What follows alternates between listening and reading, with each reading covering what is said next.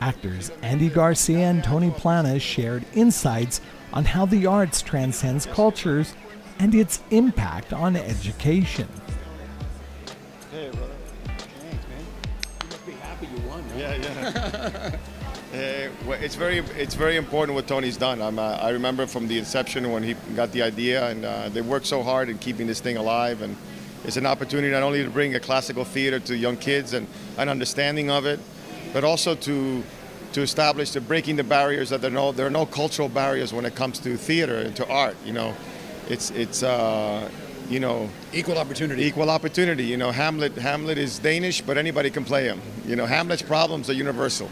And that's the feeling that they've always tried to instill in I think as part of the sort of like modus operandum of the theater, and that's very important. Andy and I go way back, and we're both Cuban immigrants, and we've gone through the immigrant experience. We've learned the language, and he's been very supportive of what we're trying to do of using actors in the classroom to facilitate the learning of language and the development of literacy skills through the arts. I mean, there's no better way to get into reading and writing and speaking than through theater.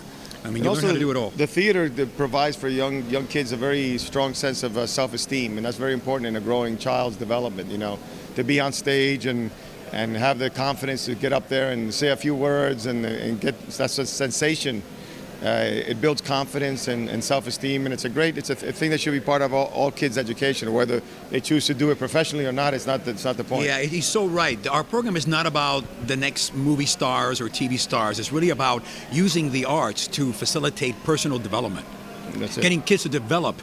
And like he said, what's interesting about theater is that everybody can find a place in theater. Whether you're technically oriented, or you're a writer, or you're a director, or you're an actor, or you're a designer, the arts, especially theater arts, accommodates all intelligences, all the talents, and so kids can always find a place to belong. It is a wonderful, ideal situation to create a home for anyone, no matter what their aptitudes.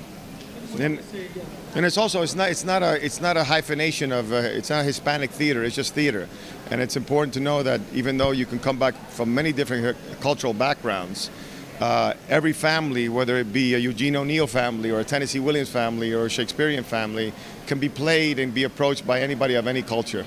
It's really about the behavioral and the psychological sort of dimensions within that family and what you can bring to it as an artist. And you don't have to be, like I said, Danish to play Hamlet, you know. You know, the name of our program is Beyond Borders, Literacy. And it's about going beyond those borders, personal, cultural, educational, even national. I mean, and really what he's saying is that it's the equalizer. Mm-hmm. You know, really, people in the theater, the process of theater is about empathy. It's about understanding how other people feel, why they behave the way they do, deepening that understanding of other people's psychology and how to apply that to your own process of dealing with life and the world and yourself specifically. So it's really, we strongly feel that the arts need to be more of a core practices methodology for education.